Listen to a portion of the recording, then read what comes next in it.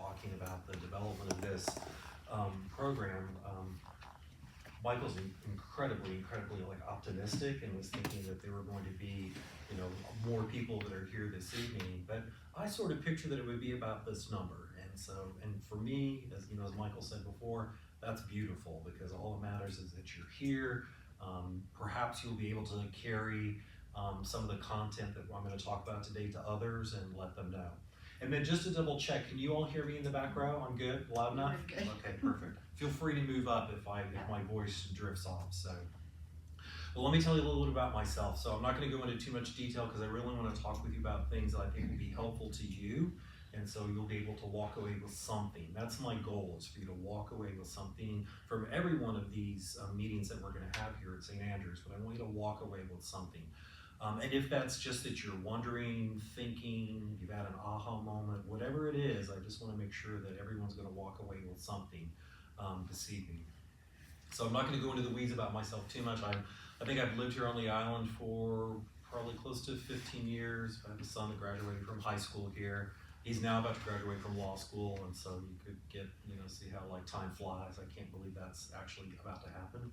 I've been working in the drug and alcohol field since I was 22. So you could try to guess my age, but I'm beyond 22, I'm beyond 32, I'm beyond 42, I'm beyond 52. So it's about a long time. And I've been working in the field, I'm training addiction counselors, I've worked as a family therapist, I've worked as an individual therapist. Two of my most recent positions, I was an executive director of an inpatient treatment facility that had a detox program, etc. Prior to that, I was at University of Alabama, where I ran their outpatient drug and alcohol counseling program, drug court, drug testing lab, and also their collegiate recovery program. Really bright, happy spot collegiate recovery, because drug and alcohol outpatient, right? That's where you're getting in trouble, you've got some things going on, you end up getting some drug and alcohol counseling. The collegiate recovery program was designed for college students who had completed treatment back on campus where people are still using, but they have like a safe place to be. So collegiate recovery has a special place in my heart because it really takes care of students that are in recovery and gives them a safe place to be on an otherwise. And I'm not picking on University of Alabama, right? It's a school with a football problem, perhaps more than a school with a drug and alcohol problem. But a lot of schools have issues with drugs and alcohol. My entire career has been connected to the drug and alcohol field. And yeah, I'll fill in more information perhaps as need be. But just to kind of give you a little bit of background that. Michael, just didn't grab me at Starbucks and say, hey, you look like a smart guy, come do a talk here. So I do have some pretty lengthy background here in the field.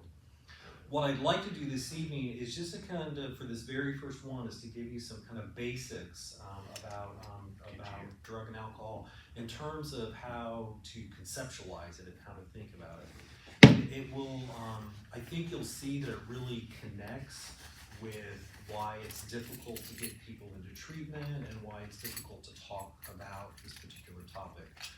Because sadly, unfortunately, for this disease entity, there's still a lot of stigma. And so I'm constantly always telling people whenever I speak to them that this disease entity is really no different than diabetes, right? So it's this, if you want to call that a disease of the pancreas, and you have other disease entities, cardiovascular, cancer, and I view addiction as being a disease of the brain.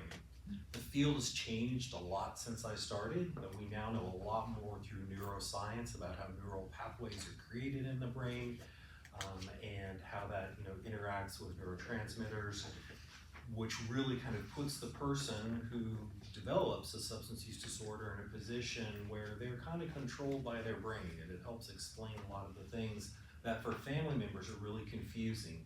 And so I think that's the other thing too that I hope is your takeaway this evening is that if you know someone that has an active substance use disorder and you're scratching your head or making a fist on occasion thinking like, why in the world is this person doing this? And why in the world does this person continue doing this? Hopefully this evening, whenever you leave, you'll have a different view about that. So I'm going to talk maybe like 35, 40 minutes. I don't want to talk too long, but I also want to leave room for questions. And so if you have questions that you'd like to pose to me whenever we're finished, in a public forum, that's totally fine, but I'm also going to stick around if you wanted to talk with me privately. So you have the option for both, whatever you feel more comfortable with, all right? Perfect. All right, well, let me go ahead and get started. I'm also going to throw in some current language. The other thing that's really funny about our field is that we're using language that we shouldn't be using, and it's been 10, 15 years ago that we were supposed to stop saying, for instance, substance abuse, because abuse is a very loaded term, right? But you get online, Google a drug and alcohol treatment center, one of the first things that they're going to do is you're going to see the word substance abuse. So it's when you see misuse, and then when you see substance use disorder,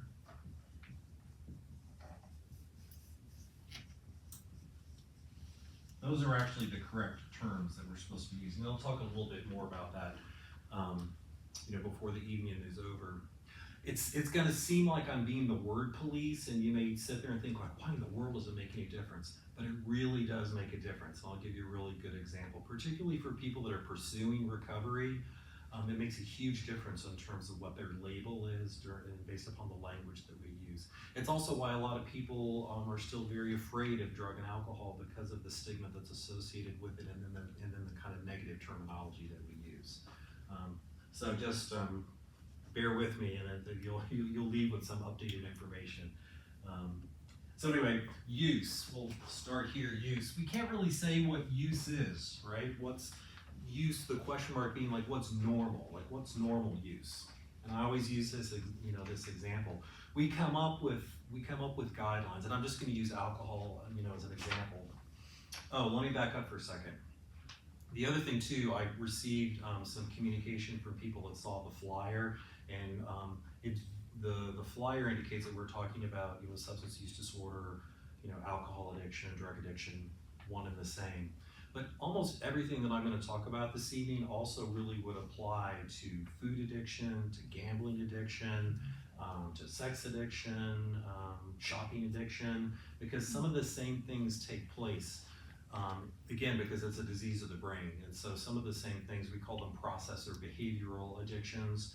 And so yes, they're different. Yes, the route to get there is different, but many of the behaviors are very, very similar. And then the pathways and the recovery plan for individuals can also be very similar. So just wanted to put that out there, that if in your mind you're thinking, oh, this sounds like this could work, or this could be, or if you know someone that's struggling, for instance, with a gambling addiction, a lot of what I'm going to talk about, you'll be able to just insert that whenever I'm talking about drugs and alcohol.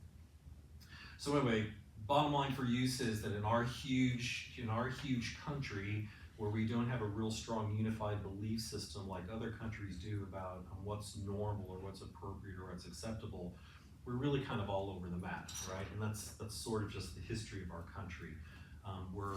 We hear the term a lot that we're a melting pot, but we're really more of a patchwork quilt, that we have like a little collection of belief systems here, another collection here, another collection there. So it's really hard for us to say, now I'm just talking about like alcohol, for instance, and then it's interesting because you go to Portland, Oregon, or you go to Colorado, and then states where marijuana is legal, not just medicinal but recreational, and it gets we should be opening the door to include that as well.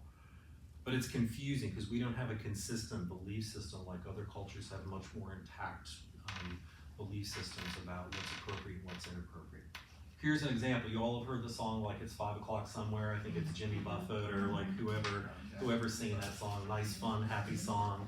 Gives permission for people, especially where we live here, because everyone's on vacation, right?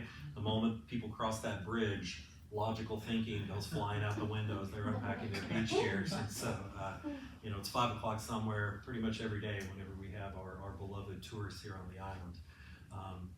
So there's that humorous, but that actually, came from like this belief system, like, well, day drinking means you're an alcoholic. But if, you're not drinking after, 5 o'clock in the afternoon, there's nothing wrong with your alcohol consumption.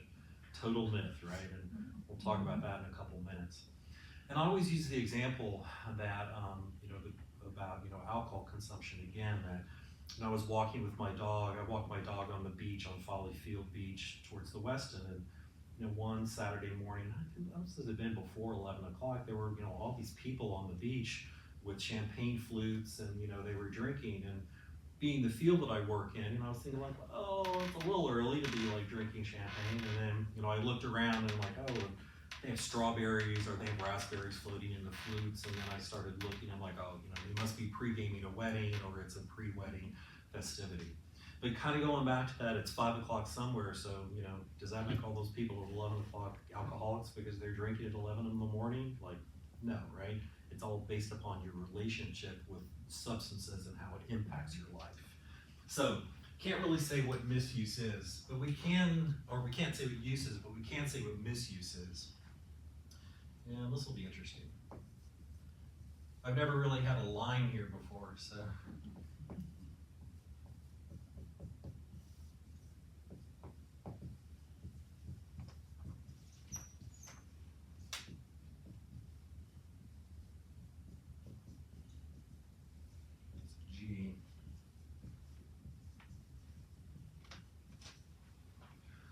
So there are, just to preface this, there are definitely, if you're familiar with the DSM, if anybody's familiar with that, there are definitely more scientific, empirically based ways to describe this, but I find this to be more user-friendly. So in case you're wondering, like, I wonder why he's not using the DSM criteria, because I like this better, and I think it's easier for people to remember.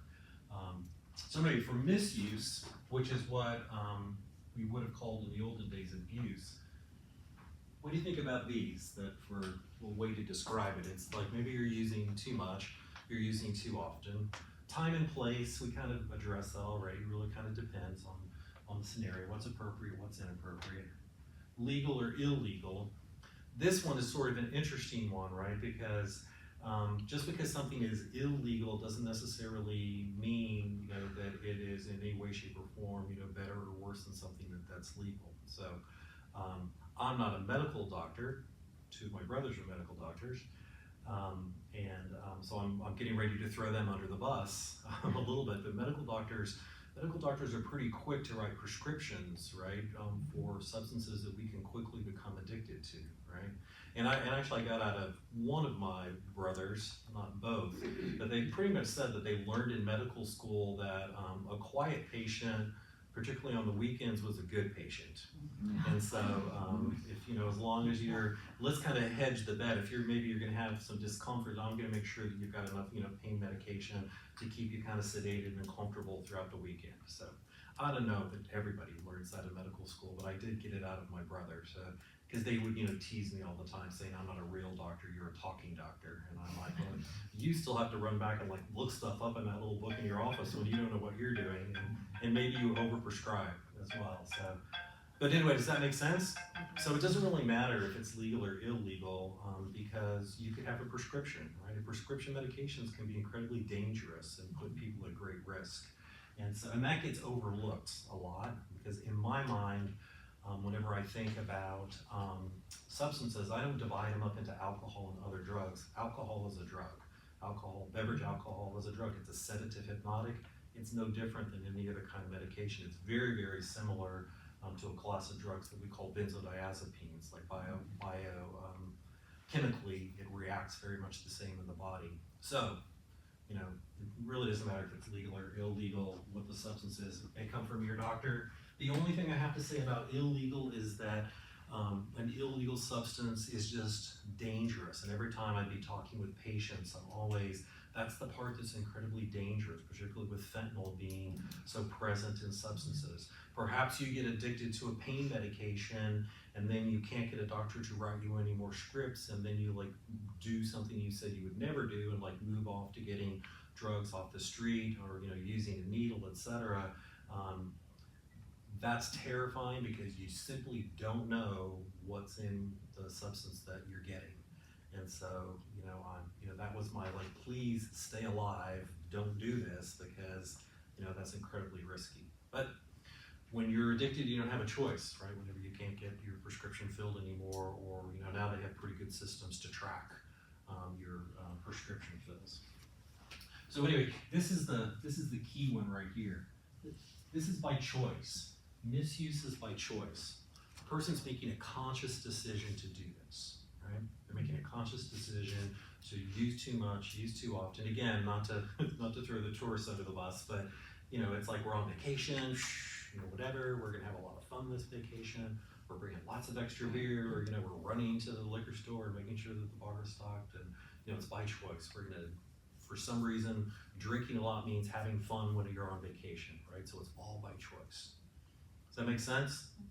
And so, sometimes people, it always terrifies me, but sometimes people declare that. It's like, oh, I've worked really hard this week, I've done this, I can't wait to go out, because I owe it to myself, because I've worked so hard, to be able to go out and have maybe more than I typically would, drink or whatever, because I earned it.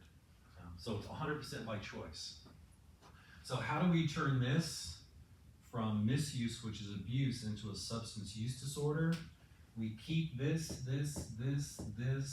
we get rid of this, and then we add this. Oops.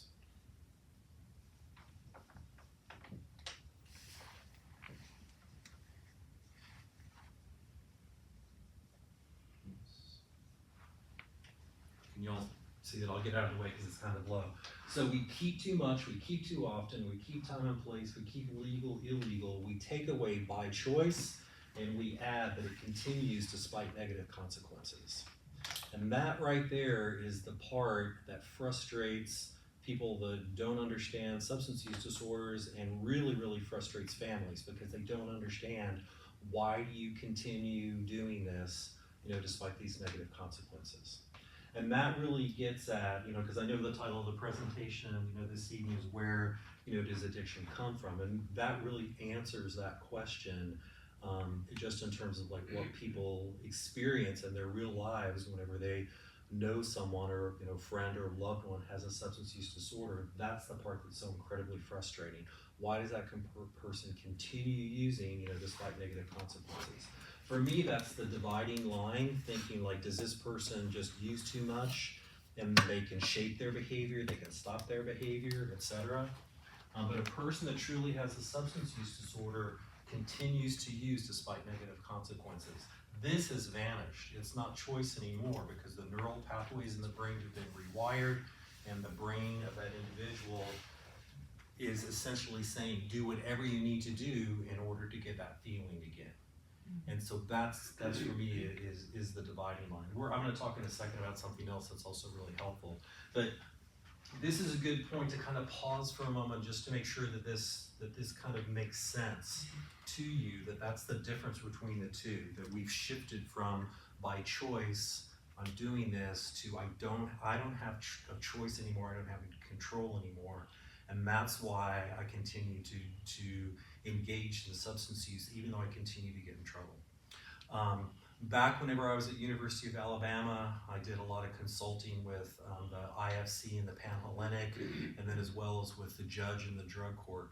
And I was in one presentation in particular, I was mic'd, and someone in the audience, and these were all people that were really committed. They were had come to this presentation. 600 people in the ballroom where I'm speaking, and the person raised their hand and said, I don't understand, how does a person get more than 2 DUIs? Well, the first client I ever worked with had 6, right? And so I'm like, it's really easy, because like, how do you get more than 2 DUIs? Because you've already had these legal bills, you've already probably, your car insurance has gone through the roof, you may have lost your driver's license, et cetera, et cetera. And my answer is a really simple one, despite negative consequences. If I have a substance use disorder and my brain is telling me to go to the liquor store or go to the neighborhood where I get my drug of choice, I don't need to have a driver's license to get there. I may not even have a car anymore. I'm gonna take your car because you left the keys in the ignition and you're a nice family member. Or I might have said to you, and this is where the tension comes in with family, I might have said like, hey, I've got a job interview, can I borrow your car? And you're thinking like, oh, dear God, he's on the right path. This is amazing. Yay, he's going for a job interview. No, I'm not. I'm going to the neighborhood where I score my drug of choice. And then I'm gonna get a DUI on the way home. That's how you get 6, right? That's how you get 6. And so And DUIs are like a tricky subject. I think anyone can get one DUI. I don't recommend it. I think anybody can get one DUI, and I don't use that as diagnostic criteria because you can make a bad decision. You can not be aware, that you've had something to drink, or you're incredibly high while you're driving your car. So I think anybody could get one, and I don't use that as a diagnostic criteria at all. But if you have two, because there's despite negative consequences. Because again, for most of us, if your insurance went up and you paid the legal fees and you lost your driver's license, what if you drive for work? What about the shame and embarrassment of saying like, oh, I can't really get to work, or somebody else has to drive me, or I can't drive the delivery truck because I lost my driver's license? If you don't have a substance use disorder, that's enough. And then you're gonna hear people declare, I will never do that ever again, and they won't. And that's because they have choice and they have control, as opposed to a person that has a substance use disorder who is in that position where they're going to continue despite negative consequences. So, before I move on to the other party that I want to talk about this evening, that also, I think, is a good moment to pause and reflect on the experience of that individual that has the substance use disorder. Because do you think they want 6 DUIs? Do you think they want to continue using and rack up all these consequences? Particularly if some of their use involves blacking out and not, being aware where they've been, what they've done, etc. So it's real difficult for families because you have expectations, guidelines, you see them being broken.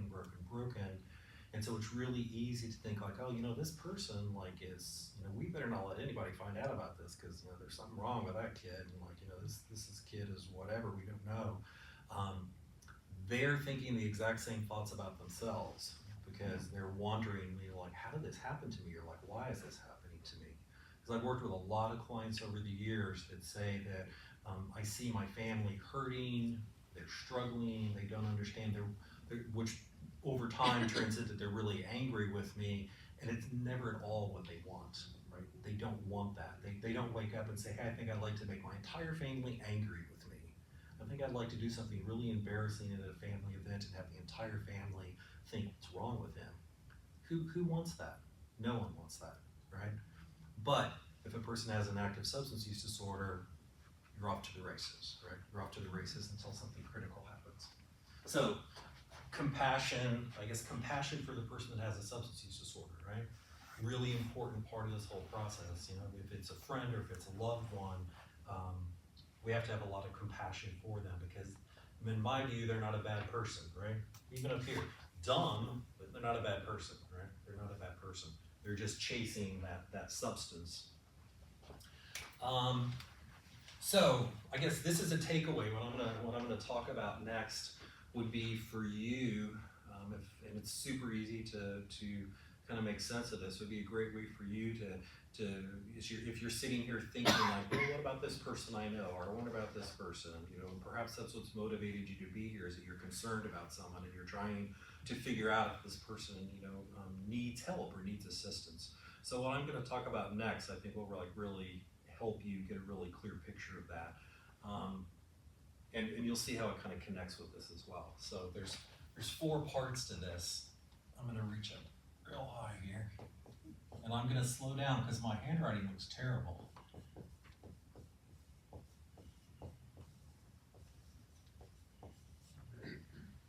A lot of space here.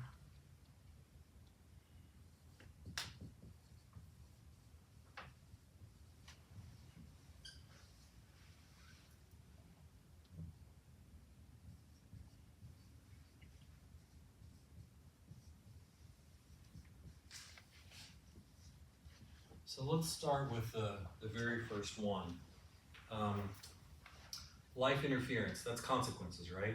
So life interference, what are some of the things, and this can be audience participation here, what are some of the things that you're aware of, that you think of, that you can see a direct connection, if this is life interference, it's happened, to this individual because they have an active substance use disorder. And before I'm going to help you a little bit, because I've already mentioned a couple of them.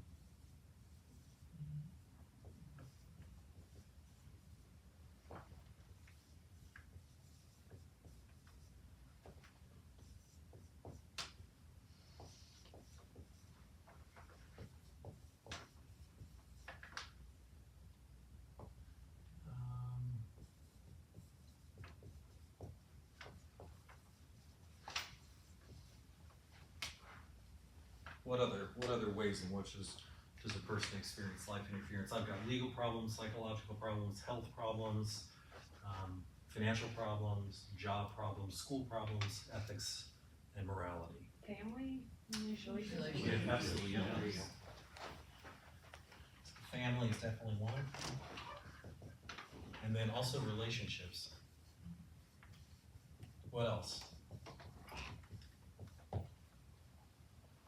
Oh, good. We should include this because this is important because of our setting. Spiritual, Spiritual or religious.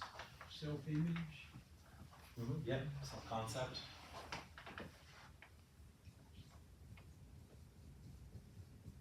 They begin to change their friends to match Oh. who they're. Well, that's relationships. 100%. Yeah.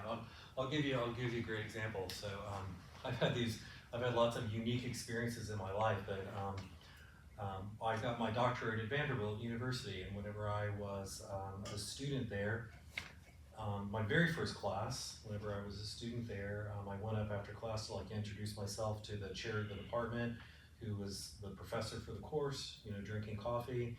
But I've always worked in the drug and alcohol field, and so after I spoke with him, I was like, God, you were so messed up because your brain's telling you that you smell alcohol on his breath, right? And then I was like, oh my gosh, you just really need to you just need to take 3 steps back and just not everybody has a substance use disorder. What's wrong with you? And then turns out he had a full-blown substance use disorder, and so this is interesting because it kind of fits with what we'll be talking about throughout this entire series, but some of his colleagues confronted him on that and said hey, we smell alcohol in your breath, we think that you drink too much. Immediately cut them off, nothing to do with them anymore, right? So if you're familiar with Nashville, that's where Vanderbilt University is located in Nashville. Now I think it's a nicer area, but back in the day, Lower Broad down by the river, there were some pool halls and some other things like that in Nashville. And so, this brilliant person that had a PhD from the University of Chicago joined a pool league. Divorce was coming, kids had cut him off, colleagues weren't speaking with anymore, and he joined a pool league. There's nothing wrong with pool, right? I'm not being judgmental or critical, but he found a group of people that drank as much as he drank, if not more, and so then he didn't stick out, right?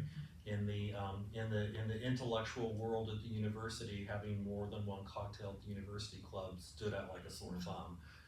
But on Lower Broad in a pool hall, and his defense for that was oh, they're real people. They're I like hanging out with them because they're real people. They're genuine people. They're real people.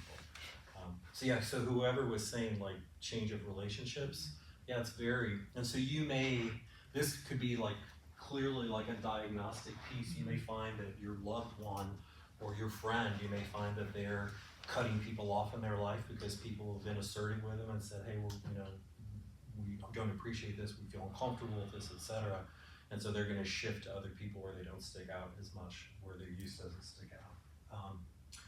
There's also there's stages of alcoholism specifically, that first stage where that person can drink everybody under the table and never look like they're even affected, but very shortly it goes south where they have one more than 2, and all of a sudden they're looking completely intoxicated. Absolutely, yeah. And so that's kind of gives you that you start to see the handwriting on the wall as to where this is taken in. Absolutely. Yeah, and that's called reverse tolerance, and then that comes as the liver starts to struggle, and so and that, I didn't get into too much of that, but alcohol is a toxic substance, right? It's a toxic substance.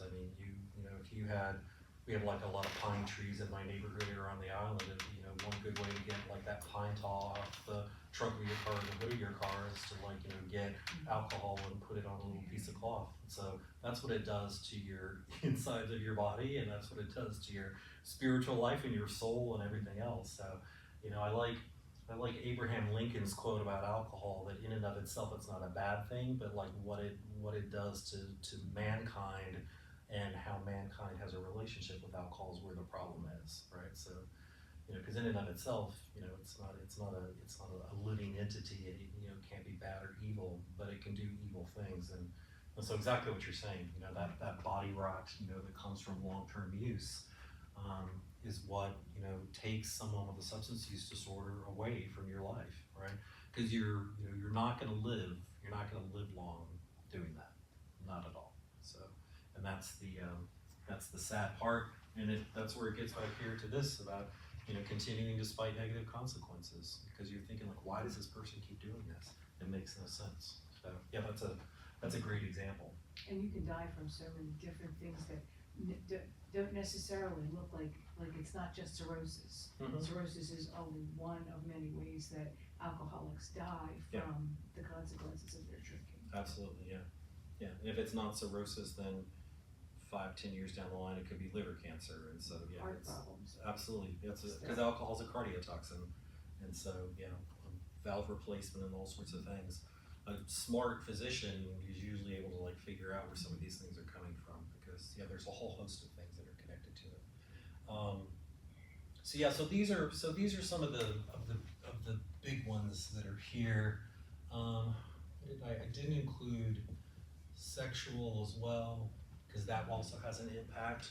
That has a two-way impact, right? Because people that are using substances would be compromised sexually, because then they aren't able to be a sexual person, right? And that's part of being a healthy, normal person. But the other side of that, which I kind of connect to trauma and PTSD, is the other thing that happens is that whenever people are under the influence of drugs and alcohol, they're easily victimized by others, and people that are perpetrators and look for people that are under the influence and intoxicated, because it's easier for them to take advantage of them. And so that's another kind of high risk piece, right, with substances, because it puts you at great risk. And then, obviously, how that connects with trauma, PTSD, et cetera. And blackouts. Absolutely, yeah, absolutely. Which are, not in and of themselves, they're not diagnostic, but it's telling you, the way that I understand it, again, I'm not a neuroscientist, but the way that I understand blackouts is that if you get enough alcohol in your system, then your brain just says, we're done recording. Yeah, this is too much. We're just trying to keep you alive and keep your heart beating and your lungs moving, and so we're turning the recorder off, right? But that would scare you, right? If that happened, more than once. I mean, looking for your car, or you look at your hand, you're like, where have I been? Or people are saying wow, you were crazy last night. Wow, whoa, where'd this stamp come from? I don't remember any of this. If you don't have a substance use disorder, you're going to look at that and be terrified and be like, whoa, whatever I did, I'm not doing that ever again, because that's scary, right? But a person with a substance use disorder will continue. So let's just look at this for a second, with the life interference piece. Think, and this is why we have some appreciation for the person that's struggling with a substance use disorder. There are more that we could put up there, but this is a pretty good collection. I used to do a group with the clients, and I would have them list all these for me, and then we go around the room and I'd say, okay, everybody, and I do hash marks on the board. How many have legal problems? How many have this problem? And I would do all the hash marks on the board and go around the room. On average, when someone who ends up in inpatient treatment, they're finding that they could check multiple of those, right? Multiple of those. So just to give you, some thought about, what it would be like for a person that has a substance use disorder, think about how one of those things would weigh heavy on your mind. Just one of those would cause you a lot of distress, right?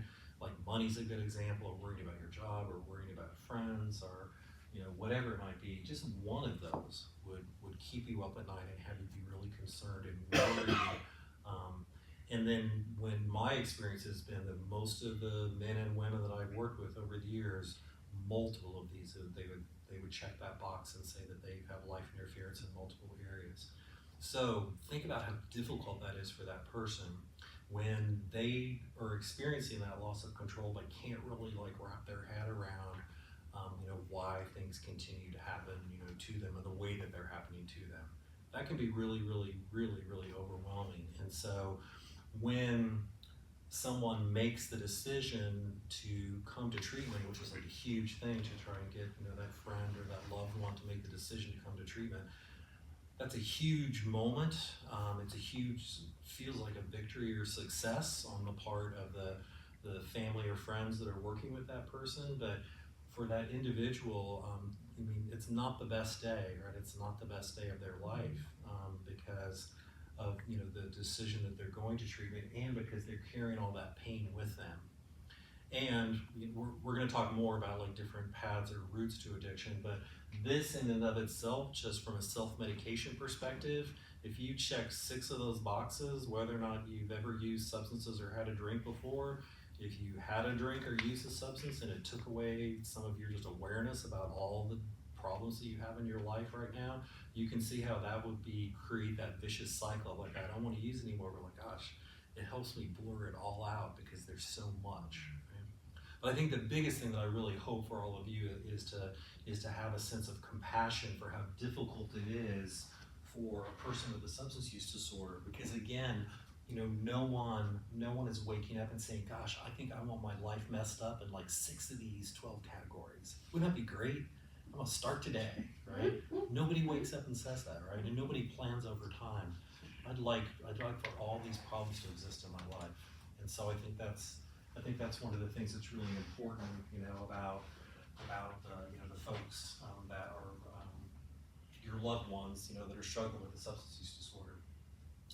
So let me talk about the withdrawal syndrome as well. And this would be number 2. So the first thing that I look at is like, you have life interference as a result, of your substance use disorder. Number 2 is withdrawal syndrome, and this has 2 different parts to it. It could be psychological or physical.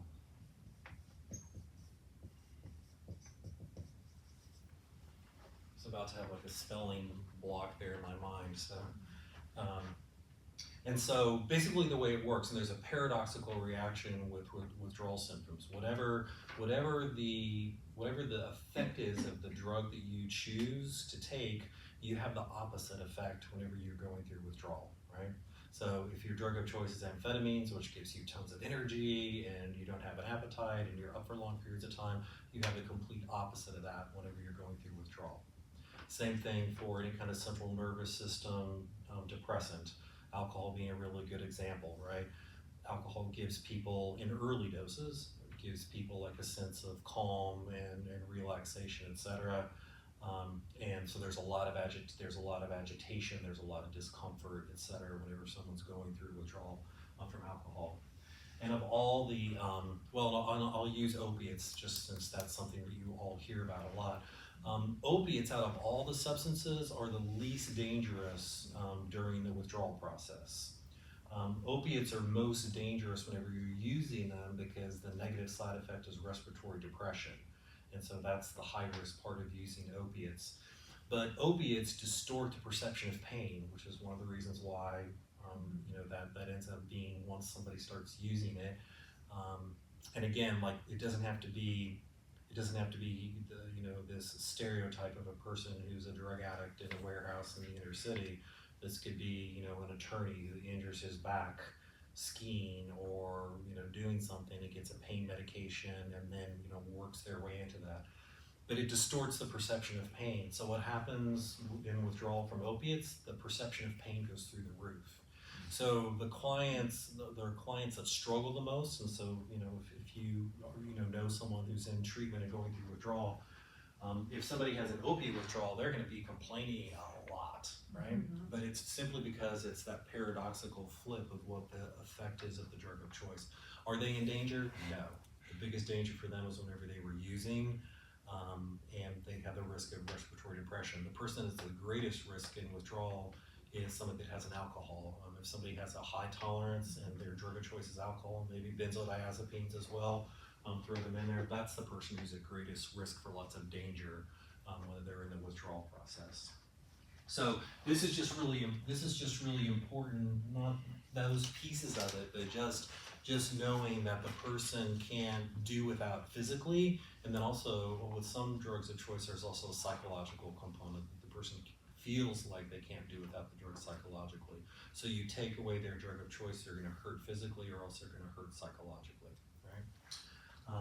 And then I'll skip down to this last one here, loss of control. Loss of control is best defined as a person's inability to predict what's gonna happen when they start using, right? It's their inability to predict what's gonna happen whenever they start using. So that's loss of control. It sounds more like the person's gonna do something crazy, you know, because their inhibitions are lowered, but loss of control means that they can't predict what's gonna happen whenever they start using.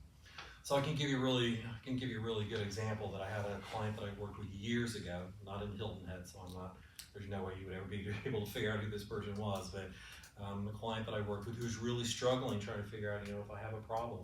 And this person stopped off after work to have one drink with colleagues after work, right? No judgment, sounds fine if you're gonna stop off for one drink and you're not gonna be a drunk driver, etc. You know, no one's here to judge that person for that. But stopped for one, ended up having maybe like 3 drinks or 4 drinks. But the person had tasks to do on that evening, and what they needed to do was to pick up the big birthday present for their child. And they needed to be there for a birthday party. It was summertime, and the birthday party was in the backyard. Parents were invited, in-laws were invited, kids' friends were invited, neighborhood residents were invited. And so his one task was to get the big present and then be there. The only thing that would have made the story, I'd be lying if I added this in, but it would have made the story better if he'd gotten a DUI on the way home because he was a candidate, you know, for a DUI. But he missed picking up the big toy for the birthday party for his kid. Who decides that they want to do that, right? And so no one's going to say, I want to disappoint all these people in my life, right? Nobody chooses to do that. And you're definitely not going to disappoint your child on their big day, on their birthday. I think it was a bicycle, you know, what he was picking up. But I don't have a problem. You know, I'm a successful businessman. I live in this neighborhood. I bet you don't. You know, I'm a successful businessman. I don't have a problem. Why would I have a problem? I have complete control over my use. And I just, you know, it was just a one-off, you know, that I just had, you know, whatever, you know, a couple extra drinks and things like that happened. But I kept on pushing back. So, you know, if you have complete control, right, and you're saying that you have complete control, so then you knew that this was going to happen, right? And you chose this, and you decided like, okay, well, I'm brave enough to handle every single person in my life being really upset with me, you know, about, you know, the decisions that I've made, and kept dancing around back and forth, but I kept on coming back to, so like, if you tell me that you don't have a problem, and you tell me you don't have loss of control, then you knew this was going to happen, and then you chose for this to happen. And he finally admitted, he's like, no, you know, I didn't want for this to happen at all. This was like a horribly embarrassing thing for me. But it took a really long time to get there because the denial, and this is where I see the brain, and this is the part that's kind of tricky for people. I think the brain is trying to say, we have to figure out a way to keep using, right? That's your loved one. That's your loved one that will say, okay, I hear you, I'm not gonna drink anymore. And you know, I'm not gonna drink for the next 5 weeks. And when after I don't drink for the next 5 weeks, that's gonna prove to you that I'm not an alcoholic and I don't have a problem. So you just wait. They can do that, right? Does that mean a person doesn't have a drug and alcohol problem? No, it just means that they were white knuckling it for 5 or 6 weeks, or better yet, they, you know, probably skipped down to Main Street Medical and got a prescription for some kind of a, you know, benzodiazepine, which biochemically does the exact same thing, you know, as the alcohol, but it just doesn't show up on your breath. That's how, because I remember years ago that I was meeting with someone, and they're like, yeah, so-and-so was drinking about a fifth a day, and then all of a sudden they just stopped. And I'm like, impossible. Like, there's no way. Like, oh, no. Fifth a day, long time, long term, and they just stopped. And I'm like, your loved one's using something else because there's no way. And I'm like, how do they seem? Perfectly fine. And they keep telling me that they don't have a problem. Look what I've done. And I'm like, absolutely impossible. There's no way that a person can do that. And then lo and behold, you know, gone to the doctor and gotten a prescription for, I can't remember what it was now. But anyway, the benzodiazepine. So there goes the need for the alcohol, and then was taking care of that need for that feeling. And so I think this is like really critical just in terms of understanding what someone with a substance use disorder is going through, because they can't predict what's going to happen when they start using. Once now, and that's where, yeah, they're making the decision, right, to do that. My view is once someone has come to the conclusion and they're voicing it that like I do have a problem, then when they continue to do that, then it really is on them, right? Because you got to draw a line somewhere. And so, you know, when you could be told by multiple people you have a substance use disorder, that person is not really going to accept that or do anything about that until it comes out of their mouth, I think I have a problem, I think I need help. From that point on, they use afterwards, and I can explain, you know, through neuroscience, like why that happens. But then they're responsible, right? Up until that point in the time, I believe that the person's brain is controlling their actions because they're trying to protect their drinking so they can use again. You know, and that's where, you know, things like California Sober, you know, which is like a huge problem. That's where, you know, that becomes a real issue, that people say, oh yeah, I'm in recovery now, you know, I don't use anymore, you know, but I drink and I smoke weed every once in a while. I'm like, for me, that's not recovery, right? That's not a person that's in recovery. That's not a person that's sober, because you're still drug affected. And I forget who it is. It's some pop culture person that's responsible for that expression, and it's like been completely damaging because they think they went to drug and alcohol treatment for like opiates, and then, you know, came out and said, hey, you know, I'm clean and sober, you know, I don't have a drug problem anymore. But someone was like, what's that in your hand? It's like, oh, I still drink. And so you can't do that because, you know, when you put alcohol in your system, let's say that opiates are your drug of choice, you put alcohol in your system, then that's going to alter your logical thinking, because simply put, the more you drink, the dumber you get drinking alcohol, and then also the more that your brain is going to say like, this is okay, but like, let's go back to that. So you're putting yourself at great risk whenever you do that. So I'm not a fan of California Sober. I think if a person really has a substance use disorder, they can't use opiates anymore, they can't drink anymore, they can't smoke a little weed on the side, etc., because something's going to lead them back to the original piece, you know, in terms of their use. But this I think is a really big piece, because it explains why you may be really frustrated with the person that you know that has a substance use disorder, because you're thinking like, why do they do this? Why do they keep doing this?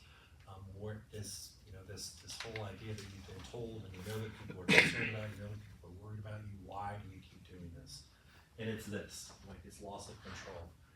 And then I think just to appreciate that with all that life interference, you know, that this person doesn't really want to be doing all these things, but their brain keeps saying, go ahead and do it. Keep doing that, keep doing that, keep doing that. So let me pause for a moment, because I know I've been talking, and also haven't looked at time yet. Oh, we're moving along here on time, so let me pause for a moment and see if you all have any questions about anything that I've said so far. And then I'm just going to move on to talk about a couple other things, and then formally move into question mode. Yeah. You mentioned early on addictive personalities. I didn't.